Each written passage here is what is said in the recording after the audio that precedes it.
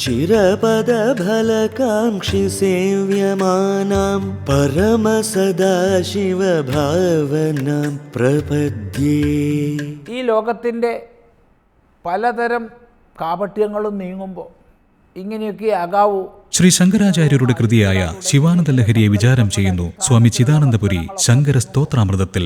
ഇത് തൃക്കടവൂർ ശ്രീ മഹാദേവ ക്ഷേത്രം.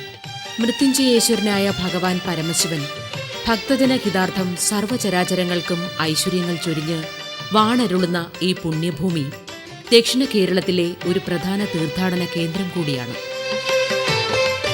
കുംഭമാസത്തിലെ ചതയം നാൾ കൊടികയറി തിരുവാതിരയ്ക്ക് ആറാട്ടോടുകൂടി സമാപിക്കുന്ന 10 ദിവസത്തെ ഉത്സവമാണ് തൃക്കടവൂർ മഹാദേവ ക്ഷേത്രത്തിൽ നടക്കുന്നത്.